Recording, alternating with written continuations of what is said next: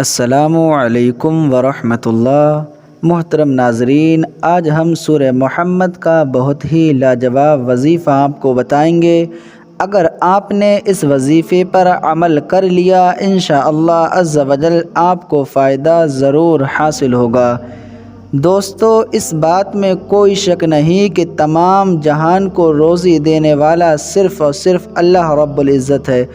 اللہ رب العزت کی ذات ہے جو تمام چیزوں کو رزق عطا کرتی ہے۔ لیکن پیارے دوستو، اللہ پاک نے ہم انسانوں کی اور تمام کائنات کی ہدایت کے لیے اپنے پیارے حبیب سرور کائنات صلی اللہ تعالی علیہ وسلم کو ایسی پاک اور کامل کتاب عطا فرمائی، یعنی قرآن مجید، جس کے اندر تمام پریشانیوں کا حل موجود ہے۔ قرآن پاک پڑھنے کی برکت سے اللہ پاک بے شمار فائدے پہنچاتا ہے۔ قرآن پاک کی برکت سے انسان کو تمام پریشانیوں سے چھٹکارا مل جاتا ہے۔ آئیے دوستو جانتے ہیں کہ سورہ محمد پڑھنے کے کیا کیا فائدے ہیں۔ اگر آپ پریشان رہتے ہیں، آپ کے کاروبار میں بندش ہو گئی ہے، کاروبار نہیں چلتا، تو آپ پریشان نہ ہوئیے، روزانہ آپ سورہ محمد کی تلاوت کر لیا کیجیے۔ انشاءاللہ عز و جل اللہ پاک آپ کو قرآن مقدس کی اس سورت کے پڑھنے کی برکت سے آپ کی تمام پریشانیوں کو دور فرما دے گا۔ اگر آپ کو پڑھنا نہیں آتا ہے تو سن لیا کیجیے۔ اگر آپ کسی ایسے دشمن سے خوف زدہ ہیں جس سے آپ کو اپنی جان جانے کا خطرہ ہو یا کسی چیز کے ذریعے نقصان پہنچنے کا خطرہ ہو، تو ایسی صورت میں چاہیے کہ آپ شام کے وقت یا کسی بھی وقت ایک مرتبہ روزانہ سورہ محمد کو پڑھ لیا کریں۔ اگر پڑھنا نہیں آتا ہے تو سن لیا کریں۔ انشاءاللہ عز و جل اس بابرکت سورت کے پڑھنے کی برکت سے اللہ پاک آپ کو تمام دشمنوں کی دشمنی سے، حاسدوں کے حسد سے محفوظ فرمائے گا۔ آئیے دوستو اسی بابرکت سورت کو سن لیتے ہیں۔ ایک بات اور، ہم جو باتیں آپ کو بتاتے ہیں وہ کتابوں سے لی ہوئی باتیں بتاتے ہیں۔ حوالے ہم ڈسکرپشن میں دے دیتے ہیں، آپ اس میں دیکھ سکتے ہیں۔ آئیے دوستو سورہ محمد کو سن لیتے ہیں۔ اعوذ باللہ من الشیطان الرجیم، بسم اللہ الرحمن الرحیم۔ الذین کفروا وصدوا عن سبیل اللہ اضل اعمالہم والذین آمنوا وعملوا الصالحات وآمنوا بما نزل على محمد وهو الحق من ربهم كفر عنهم سيئاتهم وأصلح بالهم ذلك بأن الذين كفروا اتبعوا الباطل وأن الذين آمنوا اتبعوا الحق من ربهم كذلك يضرب الله للناس أمثالهم فإذا لقيتم الذين كفروا فضرب الرقاب حتى إذا أثخنتموهم فشدوا الوثاق فإما منا بعد وإما فداء حتى تضع الحرب أوزارها ذلك ولو يشاء الله لانتصر منهم ولكن ليبلو بعضكم ببعض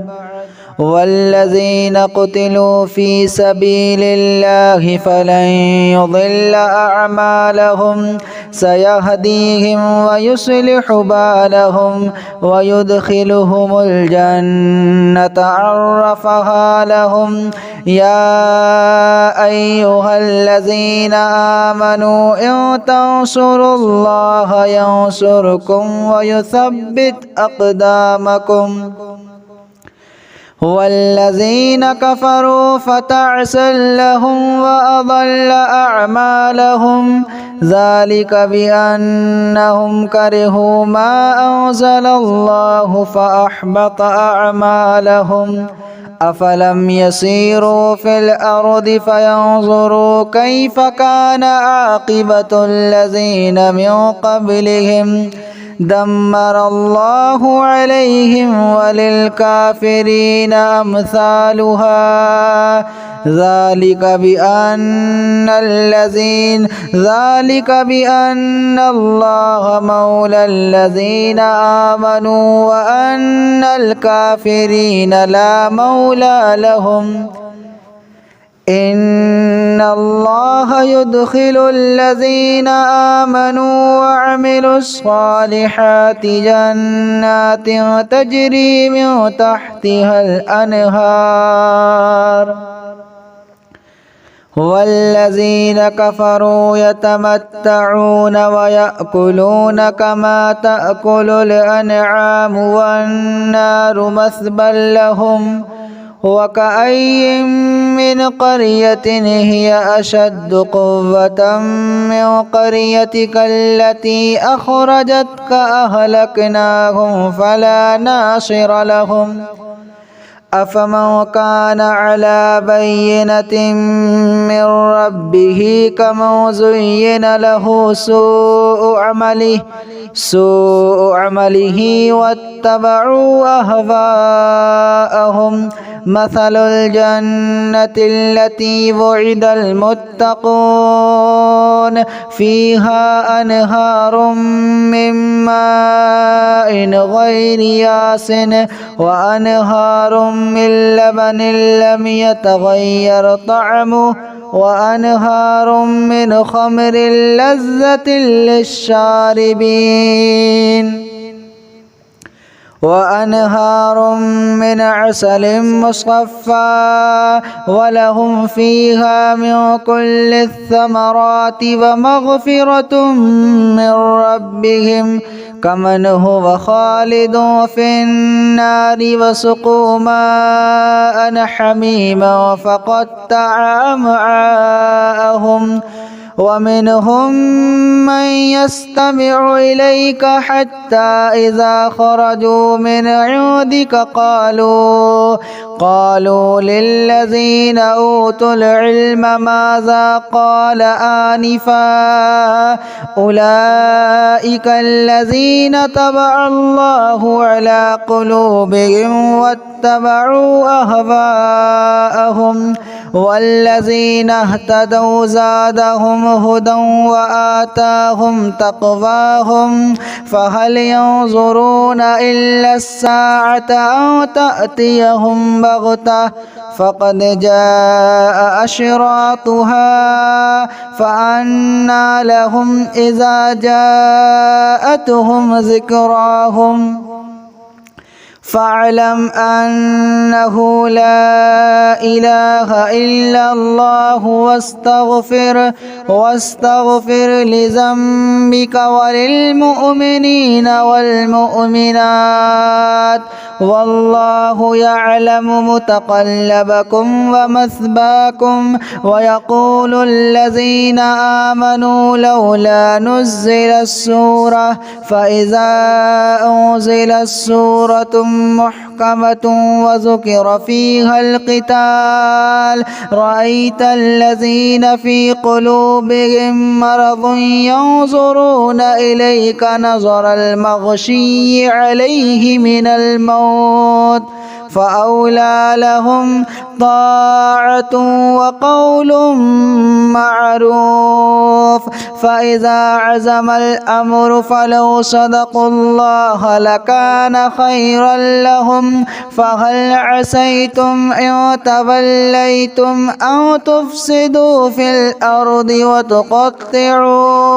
أرحامكم أولئك الذين لعنهم الله فأصمهم وأعمى أبصارهم أفلا يتدبرون القرآن أم على قلوب أقفالها إن الذين ارتدوا على أدبارهم من بعد ما تبين لهم الهدى الشيطان سول لهم وأملى لهم ذلك بأنهم قالوا للذين كرهوا ما نزل الله سنطيعكم في بعض الأمر والله يعلم إسرارهم فكيف إذا توفتهم الملائكة يضربون وجوههم وأدبارهم ذلك بأنهم اتبعوا ما أسخط الله وكرهوا رضوانه فأحبط أعمالهم أم حسب الذين في قلوبهم مرض أن لن يخرج الله أضغانهم ولو نشاء لأريناكهم فلعرفتهم بسيماهم ولتعرفنهم في لحن القول والله يعلم أعمالكم ولنبلونكم حتى نعلم المجاهدين منكم